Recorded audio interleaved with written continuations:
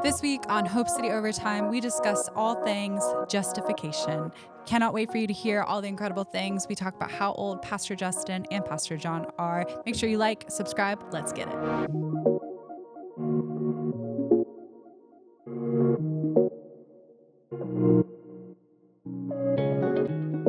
Hey, what's going on? Welcome to Hope City Overtime, a weekly podcast where we spend a little time diving deeper into Sunday morning. My name is Pastor John Hernandez, and I am joined by this incredible team of people who did a phenomenal job communicating this week. Pastor Emmer, who's a part of our youth ministry, and Pastor Justin, who's done youth and also oversees our expression. I don't know why I introduced everybody with titles like they don't know who y'all are. Also call me Emmer. Emmer. My name's Emma. Emmer. I like Emmer. It rolls off the tongue a little better. So over the last several months, we've been walking through, or weeks, not months. So we've been walking through the book of Romans, and we've kind of split this conversation in the book of Romans into three simple themes, all based off of the passage found in Romans 1, which is simply that we belong to him, that we've been separated to him, and that ultimately we are his people. And this week, we spent some significant time on this idea of holiness, that we have been separated unto him. And I think when people hear the word holiness, they struggle understanding what it means. So give me your best 2-second definition of the idea of holiness that maybe you would communicate to somebody who is new in the faith, or maybe they've been here in the faith forever. They just have a hard time explaining it. Set apart. That was good. That was quick. He knew that one off the top of his head. That was the definition, though. Yeah. Yeah, it's to be set apart. I also think that holiness is like a lifelong thing, and so for me, holiness looks a lot like following Jesus and like following the ways in which he lived and following the things that he said no to and the things that he said yes to. So it is being set apart, but the thing that I'm being set apart to is purpose. And my purpose is that all will know. And my purpose is that all would know him and that I have to follow him. So yeah, holiness is also, if you want to kind of break it down a little bit, is following after him and looking more like him. Yeah. Why do you think we struggle with that so much? Seems like a word that kind of brings some tension to a lot of people when they talk about their faith journey. Yeah, I feel like when it comes to the things of like the heaven, I don't even want to put it in air quotes because it exists. I think sometimes that we have a really hard time separating, or even just thinking about in our every single day of like the trash that needs to be taken out and the emails that need to be sent, that there is heaven and that heaven is real and it is a reality, and that the things of heaven can be here now, and that we are actually called to be citizens of heaven and to walk into that. And so to put that against our everyday and how we've responded, it can feel really heavy because it's like, oh, wait a second, I didn't walk in my citizenship of heaven today in my board meeting, or I didn't do this as I was dropping off my kids. And so we can kind of put that aside because we're just like, not now, but maybe later type of concept. But the reality is that it's an invitation, that I do think maybe a little bit of a tool of the enemy to confuse us. I mean, his tools are confusion. So he would try to confuse us to make us think that that's not something that's available to us right now. And has made it seem lofty and unreachable, when in reality it's ours for the taking. Yeah. Justin, you've been in church for a long, long time. You've seen decades of change. Thank you for calling me old. We have kind of seen, though, truth, all cards on the table, I'm actually older than Justin. By like a year? A couple years. But 5, 6, 7. Let's not get crazy. 10. As we've seen kind of culture change, this word's kind of taken on a different feel. Yeah, because growing up, and especially growing up in a very like conservative atmosphere of just where I grew up, like holy was important. Holy goes all the way back down to how you dressed. If you didn't show up to church in your suit, were you really being holy? Because are you really bringing your best to God? Are you really doing all that you can? Which I think is the beauty of what this sermon kind of brought back to us. It's not about what we can do. Yeah. It's that gift from it's that gift of believing in Jesus and the gift that he gives us in return by His grace. But yeah, I think the connotation definitely, I think, has changed in society over the years. And I think you used the word I liked a lot, lofty. I remember as a kid, when you hear holy, you think that's lofty, that's big, that's up there.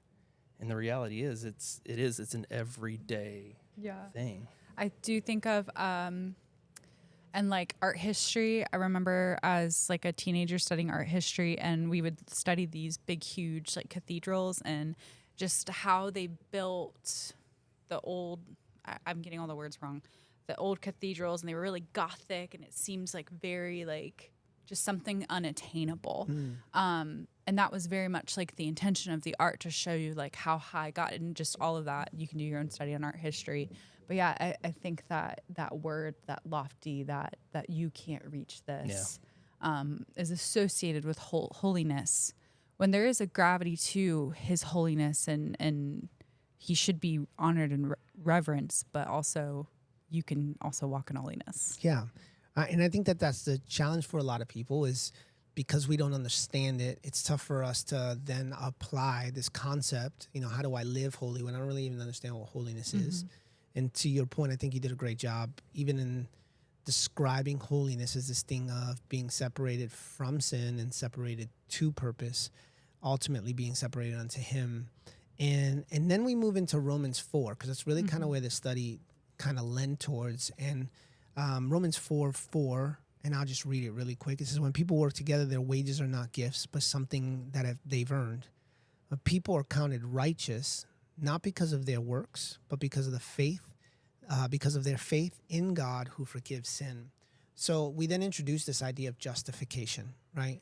This kind of another lofty word, very much a part of Christianese. And so if you've been in a church of any time, for any amount of time, the idea of holiness and justification almost work together. And then when Paul is speaking to the church of Rome, he's letting them know, well, justification is what makes us right before God. This is the thing that separates us unto God, is being justified by His Spirit. So then the question becomes, what does justification look like? How do I navigate a relationship with God? How do I say yes to His justification? Like, what does that all look like? And it really felt like this Sunday was that. It's like, we're going to define what justification is. We're going to look at how it works. We're going to look at some of the nuances of it. And then in turn, how do you say yes to that type of justification? So the first idea was simple. It was justification is not earned by work.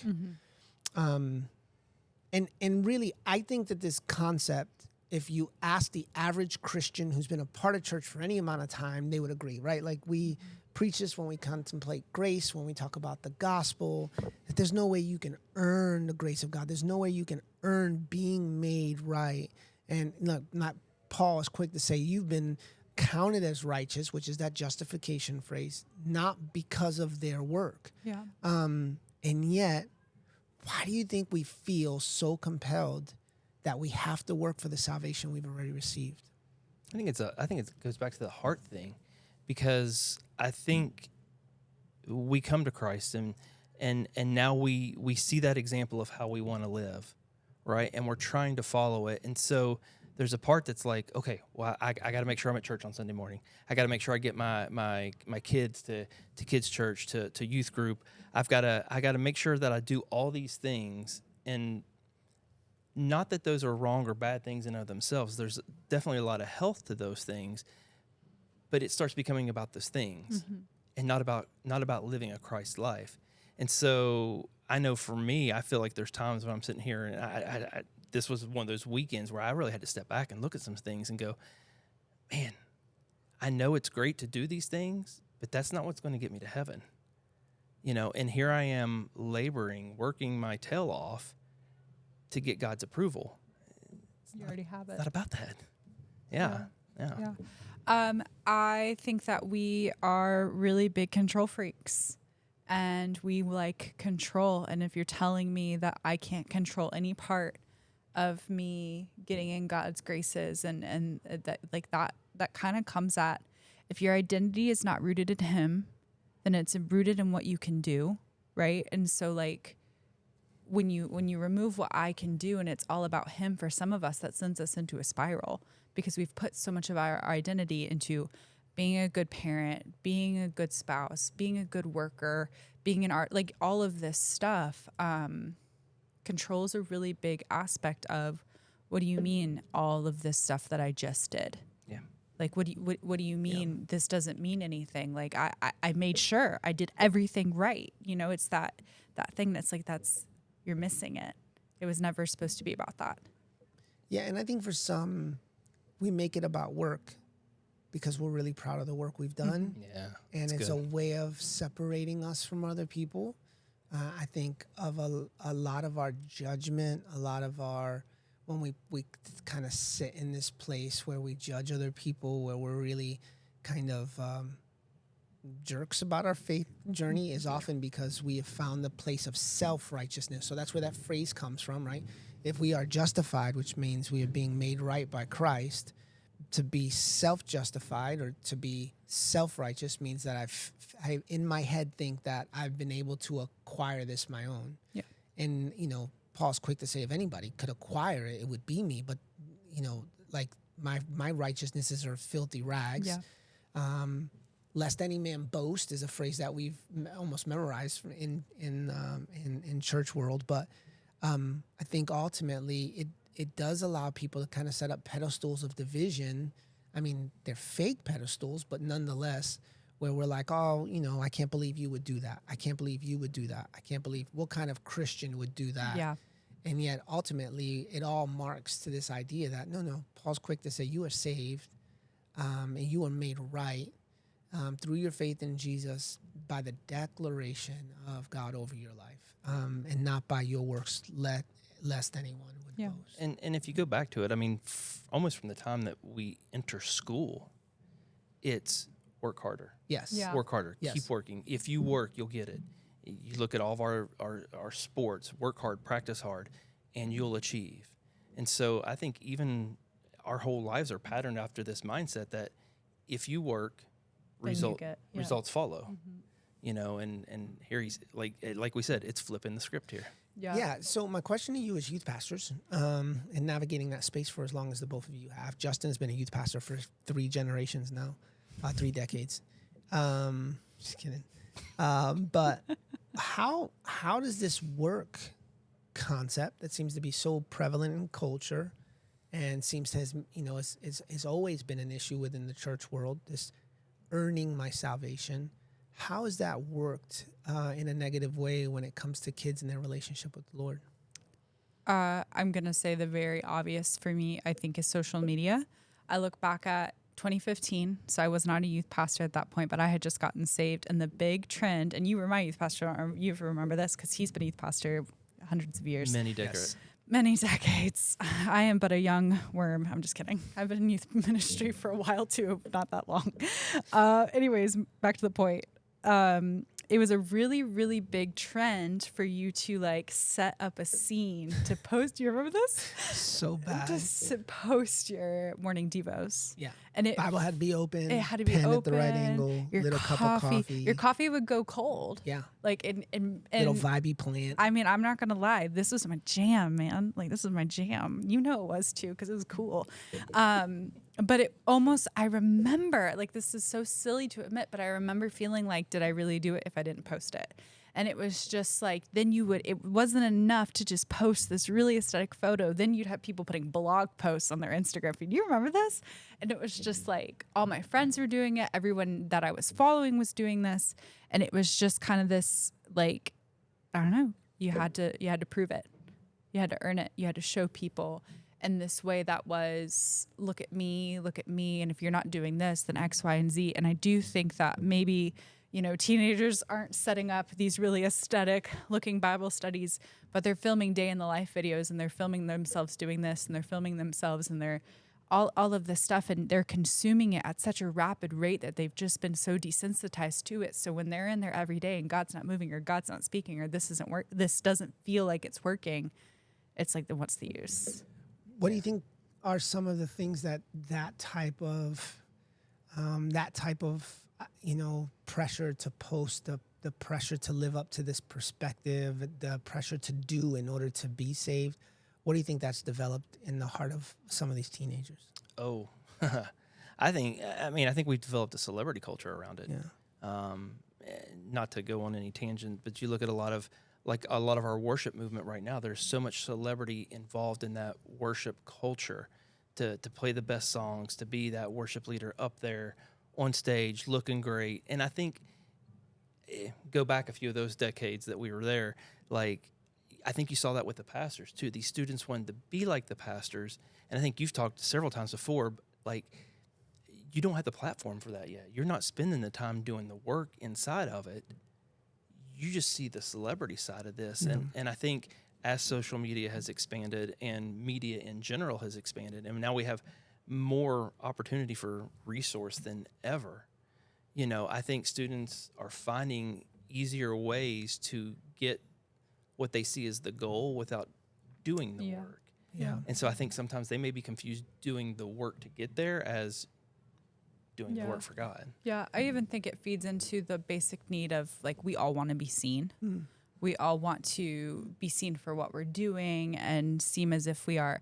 Like one of the biggest lies, particularly of like my West students, is that I heard so often a couple years ago of I just want to be a good Christian. I just want to be, and particularly with my girls, it was the perfect Christian girl and like what she did and how she walked and like this idea of, and I was like, where are you getting this?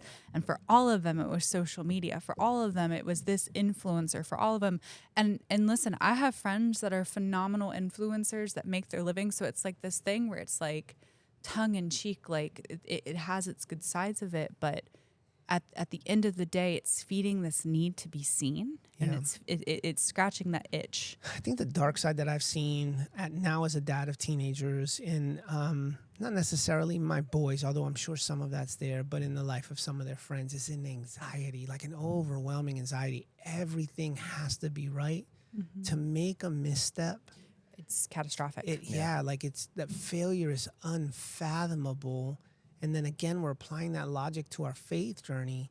So for a lot of these kids, their relationship with God is like walking on eggshells. Yeah. Because again, we don't understand that our work has nothing to do with this justification. It's only by his hand. So like it becomes, I've failed, so now I'm a failure. Yeah, it's all wrapped up in identity. It's all wrapped up because they're not just getting it from social media. If your teenager goes to school, whether public, private, homeschool, whatever, they're also being graded. They know about what colleges they want to go to by the time they enter their freshman year. So they're constantly thinking, if I mess up, this is going to mess up my GPA and my chances of going to a good college and my chances of going and getting a job and my chances of buying a house, like all of it. It's just like constantly undoing them. You want my hot take? Tell me your hot take. I don't have a solution for this, but I do have an opinion, which is always scary. Hot take. I love Bible education. I hate kids getting graded for it. Tell us more. I just feel like, a kid goes to school, doesn't like the teacher, sitting in the back of the class, not paying attention in Bible, and at the end of the semester, he's got a D. So we've now told the kid, you failed that Bible. This messes my head up.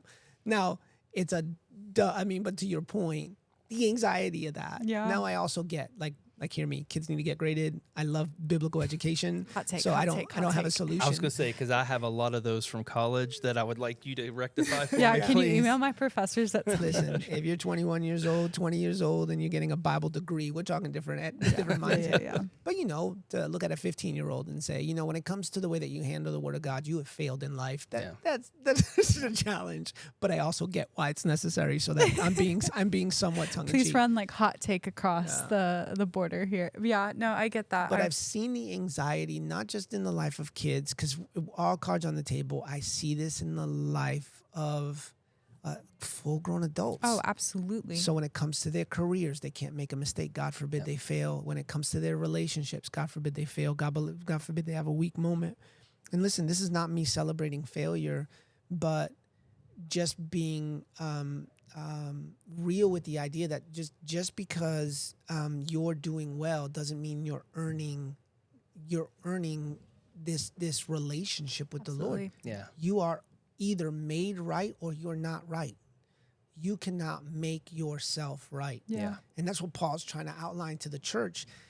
Specifically, believe it or not, because in the next several weeks, and not to go too far, we're going to talk about how some of that thinking can lend to division among the church and become an enemy to any type of real unity. Because if your works is what gets you into salvation, now you're judging my works based off your works. And now we're having this conversation. Well, I do this and you don't do this. That means you're not saved.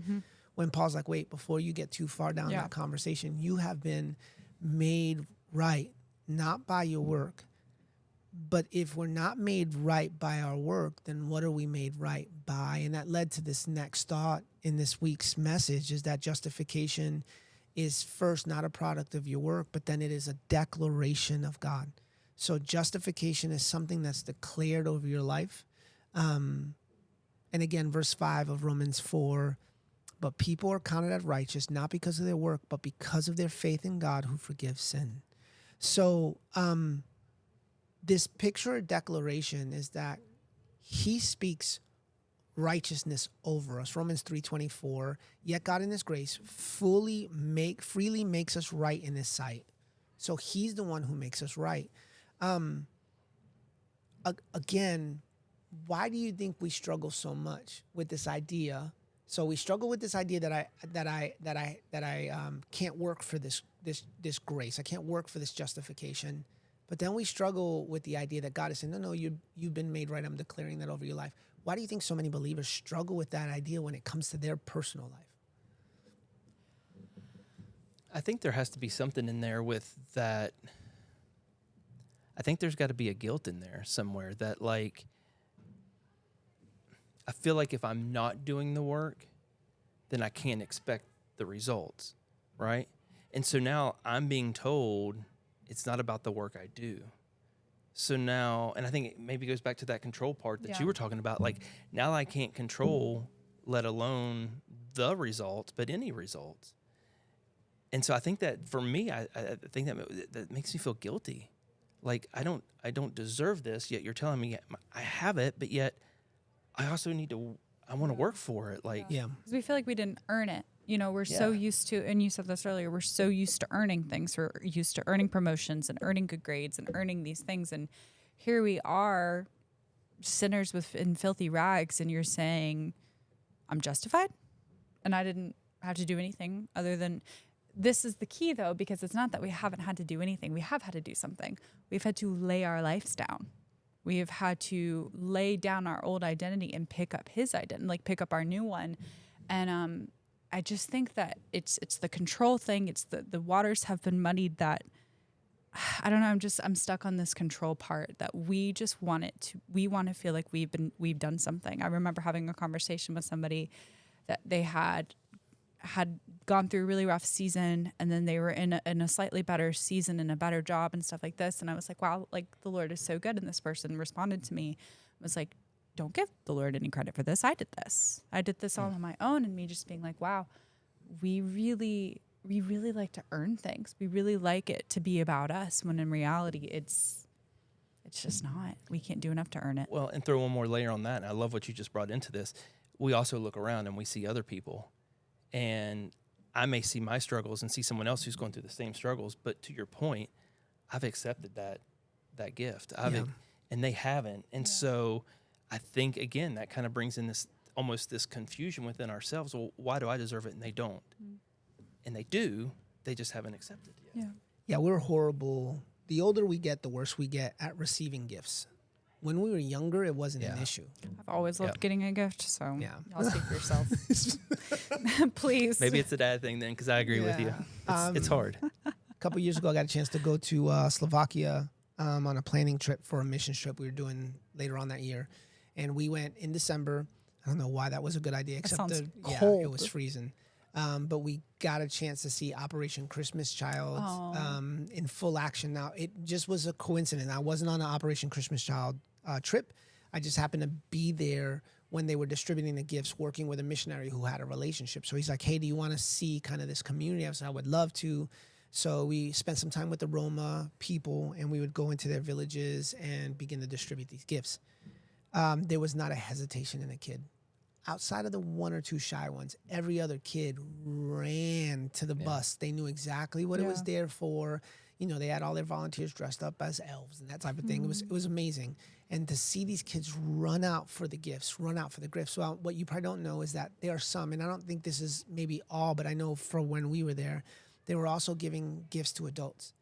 And the older the person got, the more hesitant they were to receive this gift. And I think it's for two reasons. Number one, we don't feel like we've earned it.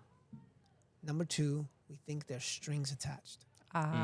It's really good. And I think when it comes to our faith journey and righteousness, to hear this idea that we have been justified, this declaration's been made over us, the older we get in our faith journey, we think, first, I didn't earn this. And then second, what's the strings? There's no reason why you would love me so much that you would be willing to do the work that was necessary to repair the gap between me and the Creator. Yeah. When we personalize that, you don't know what I did wrong. There's no way. You would not do that if you knew how bad of a person I was. And again, though, all through our lives, we're taught nothing's for free. Yeah. Not everything has a cost, no matter what it is. So it's why Paul does so much work trying to communicate this is love. Yeah. While we were yet sinners. The decision to make you right with the Creator was not made when you said yes to Jesus. It was made when you weren't even thinking about him. The provision for you to be made right with the Creator was not made the day that you came into a church and understood the gospel for the first time. It was made before you were even thought, before you were even a consideration in your family's planning. Like before any of that, the consideration was made because God, knowing all things, knew that you would need a Savior. And out of an immense love, a love that later on we're called to echo, right?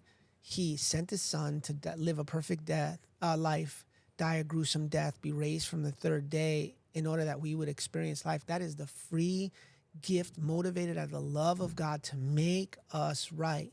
Now the declaration's being made available, and we usually find ourselves asking those two questions. Yeah, it's good. I don't know if I deserve this, and what are the strings? Yeah. So when it comes to your walk with the Lord, what was it like for you to come underneath the understanding that this gift was provided for you? Do you remember kind of what that was like? I think for me, it's still a constant, even still. I think for me, it lines up in that difference between head knowledge and heart knowledge. I know it. I've known it since I was a kid. You know, from the moment you step foot into the church, this is a free gift. This is free. This is free. But I think living life out and those moments where you don't feel it, and you have to go back to the Bible. You have to go back to what you've been taught, back to what you've been trained, and for lack of better terms, justify all those things together. I think for me, it's that constant thing of feeling it in my heart, knowing it's the truth, and living in that. And so I don't know that there was a specific moment where my life just said, "Oh wow!" But it's a constant reminder. It's a constant. Yeah, I can see that. The minute I gave my life to the Lord, I think there was no dipping my toe in the water. I think I jumped fully in. I think I remember being like, well, if this is what he says, then this is it. Like, this is what I'm going to do. Like, it was very much radical. The problem is that life happens.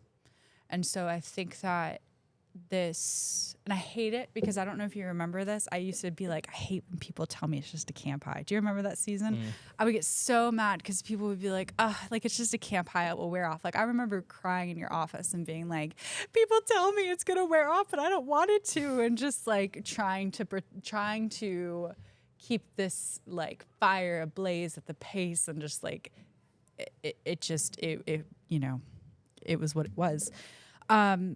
And then in my later years, I've known the Lord for 10 years, so I feel like I as much as I know him and I love him and he has set me on a journey, it's nowhere near the hundreds of years of you guys. So Collectively.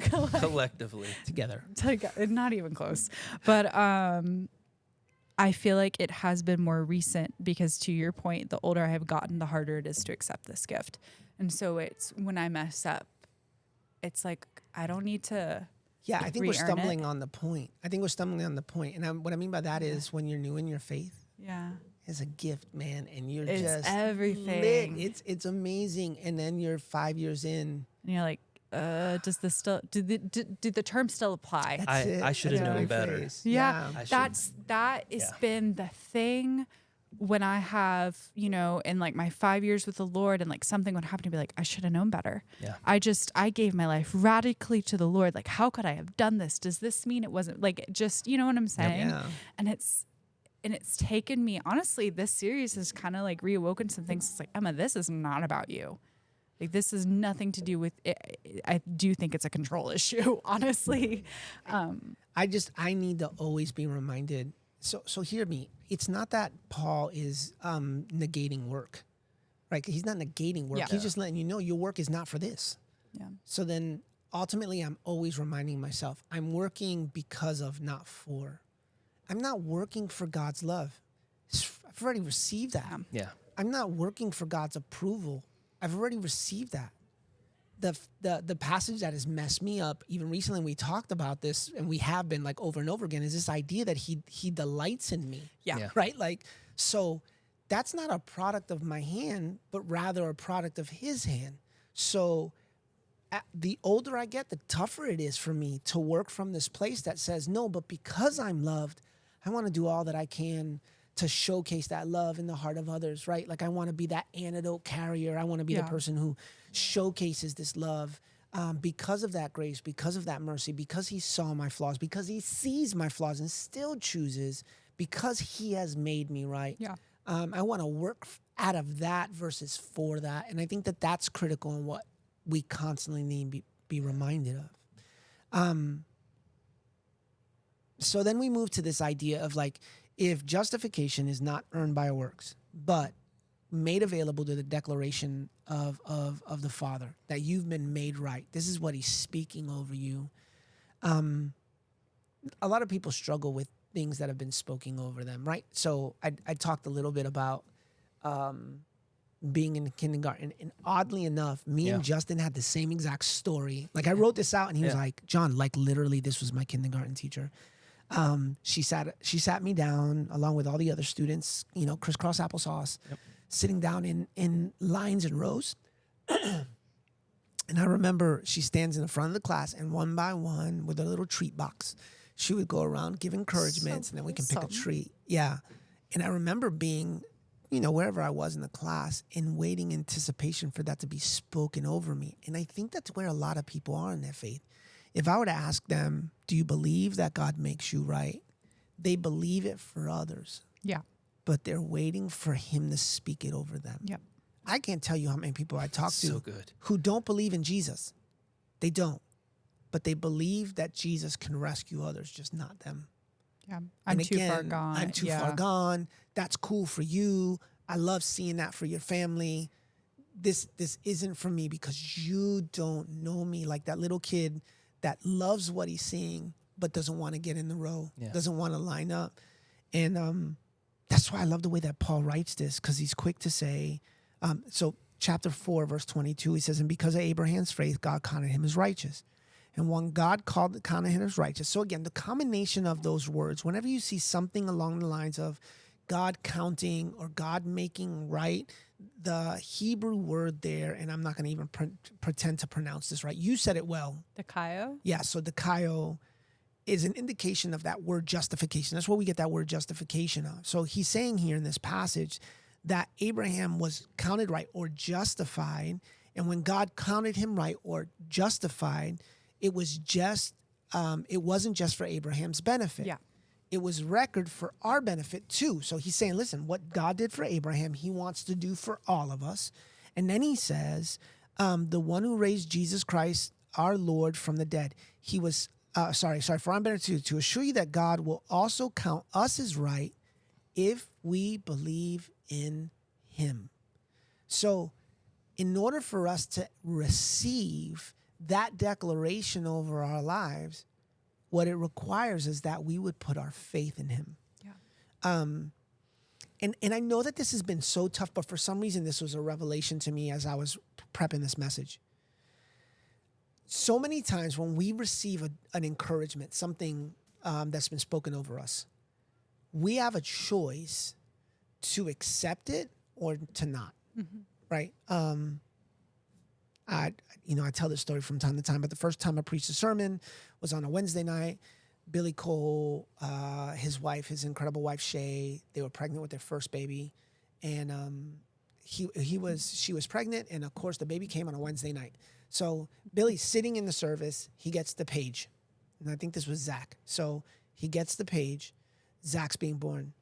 Billy looks over to me, hands me his notes. I'm out the door, preached the sermon. I must have been 19, maybe 20 years old at that point, just young, no idea what I was doing. I took his notes. I had 10 minutes between when he gave me the notes and when I went to the back before I had to get on stage. I had not read the sermon before in my life. I don't think he was concerned. I really think Billy was just, I got to get to my kid, which you can understand, but like this could have been bad. So I got up, I started walking to the back room, and one of the adult leaders in that moment said, "Hey, what happened?" I was like, "Well, the baby's about to be born, so Billy has to go." And he said, what did he tell you to do? He said, he gave me his notes, told me to give 10 minutes to go in the back to prepare to preach the message. He said, let me see the notes. He grabbed the notes and he made this declaration over me. You're not ready for this. And he handed it to another adult leader. Declaration 1. I had a chance in that moment to believe what's being said. Yeah. To put my faith in this accusation that's been leveraged to me. You're not ready, which by the way, I'm not even 100% sure he wasn't right. Right? Like he was totally justified in saying I wasn't ready. I was 19, 20 years old, still trying to figure out my journey. Maybe I wasn't ready. The adult staff member he gave it to looked over and said, what are you talking about? Billy says that, he wanted him to preach. He must be ready. Handed me the back, said, you got 10 minutes, make it happen. Pushed me into the back room. I still remember the little kitchenette that used to be the employee kitchenette that they used to have lunch in, was on the back end of the youth hall. It's so still there. I sat there and I opened up on those little tables and I'm, fumbling through this message. In 2 declarations were leveraged. Declaration 1 was, you're not ready. The second declaration was, you are. I have to put my faith in one of those 2. Yeah. So this is not a complicated issue. The question is whether or not you believe what he says. Yeah. He's saying, I have made you right. Do you believe? Now, what are you putting your faith in? Not that you're right. You're putting faith in that Jesus Christ has died and through his death and resurrection paid the price by which you can be made right. Yeah. I want to make sure that it's really clear, because I think sometimes we lose the context of that. But he says, again, our benefit to assuring that God will also count us as righteousness if we believe in him, the one who raised Jesus our Lord from the dead. He was handed over to die because of our sin, and he was raised to life again to make us right with God. We have just, in our best, try to simplify the idea of what it means to say yes to him. But the question a lot of people have is, if you're telling me I need to put faith in him, what is faith and how do I put that on Jesus? Go. Oh. I knew that was coming. Emma, go ahead and take that one. Oh my goodness. What's the Hebrews 11? Faith shows the reality of what we hope for. It is evident of things we cannot see. Yes. So we kind of unpacked this as this is faith, and then the next verse, I'm so sorry. And then we said, faith in what? Faith in, hold on. Galatians 2:16? Yeah, Galatians 2:16. Yet we know that a person is made right by God in faith in Jesus Christ, not by obeying the law. For no one will ever be made right with God by obeying the law. The best example of this is in Matthew. And I have to be super honest, this idea didn't come from me. A couple Wednesday nights ago, one of our students closed out worship and used this story, and it just shook me. So the story of the Roman soldier with the sick servant, he goes to Jesus and he's like, Lord, my servant is sick. Would you come with me and heal him? And Jesus responds like, yes, like I'm coming to your house. And he says, no, like I'm not fit enough for you to come to my house, but say the word and he will be healed. And Jesus laughs.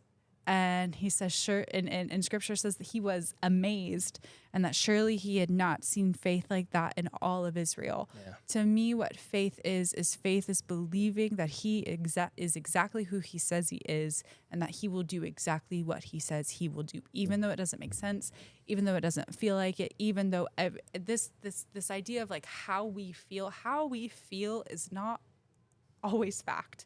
And we put so much weight in how we feel.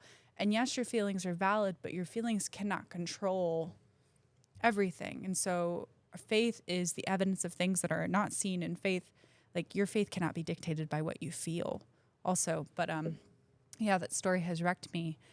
Just this picture of believing that he is exactly who he says he is. And that would leave him amazed. Yeah. Yeah, I love that story too. I texted Pastor John Saturday afternoon. I was like, man, this story. Because for me, the faith of that story is in the policy of it. Because the soldier says, like, I have people that report to me. I love that. If I tell them to come, they come. If I tell them to go, they go. Like, so this is all the policy. Like, I know if I say this, then this happens. And then he gets to the part with Jesus, and he's like, I know if you just say it, it will happen. Because I am the soldier that reports to you. Like, and I loved that picture. And I was thinking about it as you're kind of walking through that. Like, I think faith is actually something incredibly natural to all of us. We all have hopes and expectancies of all sorts of situations and things. I think when we think about the spiritual, the biblical faith is then turning that towards what does Christ say? What does the Bible point us to? Because the truth of it is we have faith in all sorts of things. I mean, go back, Michael Jordan had faith that every shot he took was going to go in, right? That's not a biblical faith, but there is that, it's that confidence in what I'm willing to just stake claim on it, that this is going to happen. I think by nature we do that. It's just how do we associate that to what the Bible says and to what God has done for us to say, if you're taking that faith that you already have, put it in me. Yeah. I think it's critical too. Like that picture of faith is specifically in that story in Matthew is falling under the authority of. Like he's saying, I know how authority works. And to put my faith in you means if you say it, it's going to happen. So I'm going to put myself under the authority of who you are. And I think that in essence, that's what Paul is saying. Like to be made right with the Father, that declaration's already been leveraged for you. The question is whether or not you'll believe it. And in order to believe it, you have to be willing to put yourself under the authority of who Jesus is, right? I trust in you. I've placed my hope in you. That is, as easy as that sounds, to your point, one of the most difficult things for us to do. Because to put true hope in something, it means I'm putting my full weight. Yeah. Like I'm touching my toe in the water to see if it's cool. I'm trusting you. It's why baptism is such a beautiful picture, because full faith is Full submersion. submerged. Yeah. Like I'm all in. I no longer live. It's you living through me. I'm falling underneath the direct authority of the cross. I'm leaning into your wisdom. I'm leaning into your word. My opinions don't matter no more. My desires don't matter no more. I'm working to die to my flesh daily in order to because I want that declaration over my life. I want to be made right with the Father. I want that to come back into alignment, that my relationship with the Lord is something that affects me now and affects me eternally. And I think that that's a critical picture that we lose sight of, that as easy as it sounds to put your faith in Jesus, it requires everything. Yeah. It requires everything. And I think where we sometimes get confused is, don't get it twisted. You are putting your faith in something. Yeah. The question is what? And he's saying, to put your faith in me means I make you right with the creator of the universe. And I think it's huge. Well, it takes us back to the work thing. Yeah. Because again, I can work to it. If I work really hard, I can see a result. Yeah. And I think a lot of our faith, general faith, is aligned to that. I have faith in, if I do this work, I'm going to have this outcome. And again, It's faith in our abilities. yeah. Yeah. Cutting room floor. What do we cut?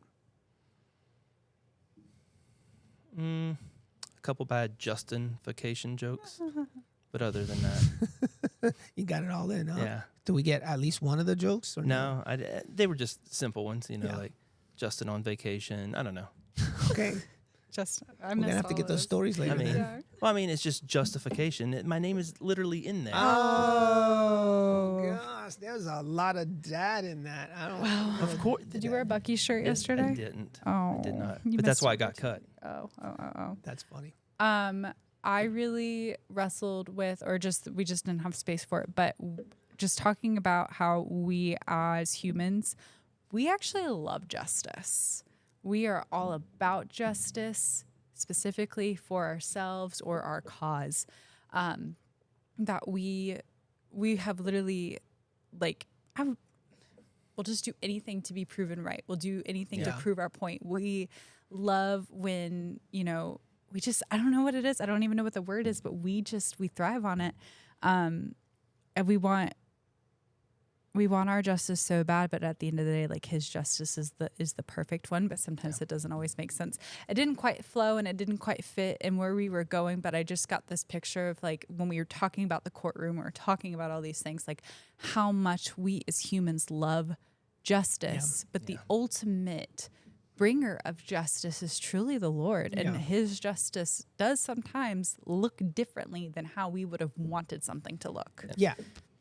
Paul does a lot of work in explaining that the debt of sin has been resolved. Like, sin brings about death.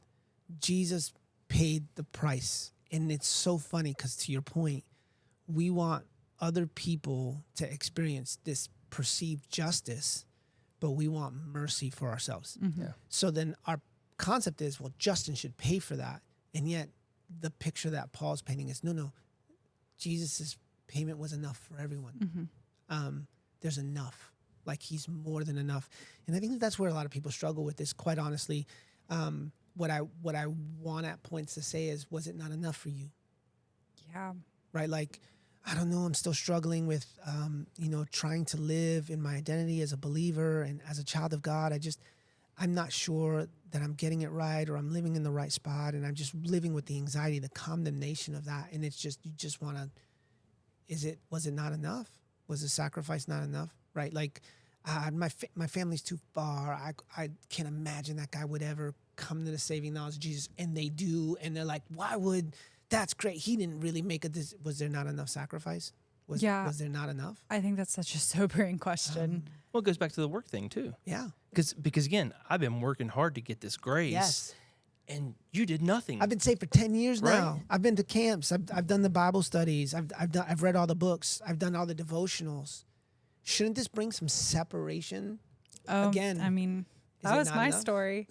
I mean, we were teenagers, I was some punk kid off the street walking into your youth group, and you put me on a stage. Why did you do that to me? After you got saved. After I got saved and I was actively being discipled, okay? absolutely. Just so everyone knows, yeah. I was actively being discipled.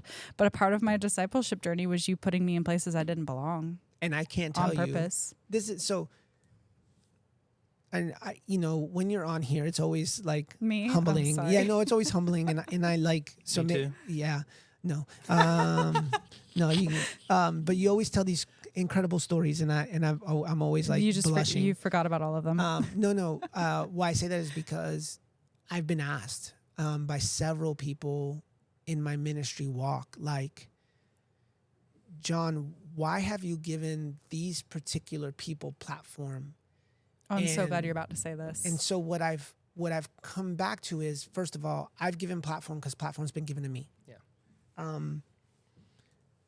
But what I remind people when you ask me that question, a lot of times it's motivated by, why didn't you give me the platform? And what I'm quick to remind people of is availability. You just didn't show up. They showed up. Grace of God, timing of the Lord. Amen. But ultimately, what I also try to remind people is, because there's enough. Yeah. Like, there's enough. The sacrifice was enough. Well, you don't know how bad they were in school when I was trying to be good. No, you don't understand. It's enough. Yeah, that's It's enough. It's it is the banner that I hope and I pray that I carry into youth ministry, and I'm sure Justin feels the same way. there was absolutely nothing special about me. Like there was you had no idea that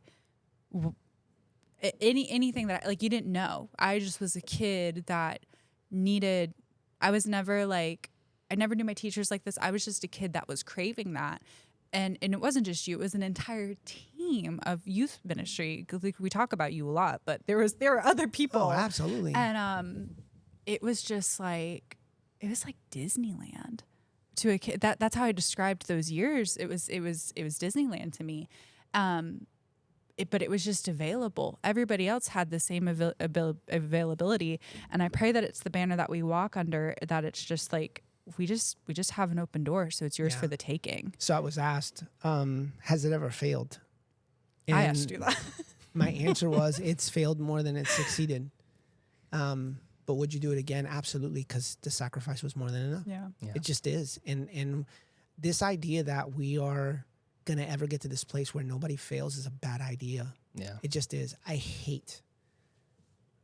Capital letter H, I hate the way the enemy has wreaked havoc on leadership and how we see so many failings. To think that there'll be a day where we never see them or a day that we have never seen them, I think is ignorant. Yeah. We are humans. We fail. P.S. Yeah. The sacrifice is more than enough. And it's the testimony of my life is that somebody took a chance because the sacrifice was more than enough. They believed in the power of the sacrifice. And I think we need to get back there as a church, as God's people. We have to believe that while people are still in their sin and death, that Christ loved them enough to give his life for them and to make this declaration. And it is all incumbent on us as his church to communicate that message. You know, I love the way that the scripture says that he's making his appeal to know that the message of the church is come back to God. Yeah. Just come back. The sacrifice is more than enough. It's more than enough. It's going to cost you everything, but it's here and it's more than enough. Yeah. This has been a really weighty series, and we got a couple more weeks. We actually move next week into our kind of conversation around the theme of unity. I'm excited about this week as we kind of look into this idea of one body with many parts. It's one that, again, I think that has been taught and a lot of people know, but don't know how to fully live in that unity. And actually the week after is kind of a part two. Mm-hmm. How do we live in that unity and avoid some of the divisions that we're seeing in popular church world today? So the next 2 weeks are going to be pretty poignant. I can't wait. Yeah. I can't wait. It's going to be great. Yeah. Well, I don't know. I forgot how Ashley closes these things. So I think until next week, you know what? This Saturday. We got the family picnics. Family picnics. We cannot wait. So if you want more information on that, is that available on the app, Dom? It will be today. So you can find information of this on the app. If you're a part of our church family, just go read an old email. It's been in the last 4 emails. Mm-hmm. But we would love to see you. We're going to have one picnic for our North Expression. That's going to be at the YMCA. Which YMCA is it? The Keith Family YMCA. The Keith Family off Harris Boulevard. That's right off Harris, and that's from 11 to 2. And then we'll have it at North. That's at West. At West. We'll have Clanton Park. Clanton Park. And again, 11 to 2. Jess and I are trying to figure out how to get to both. We can't wait. It's going to be amazing. But we would love to see you there. There's nothing incredibly extravagant.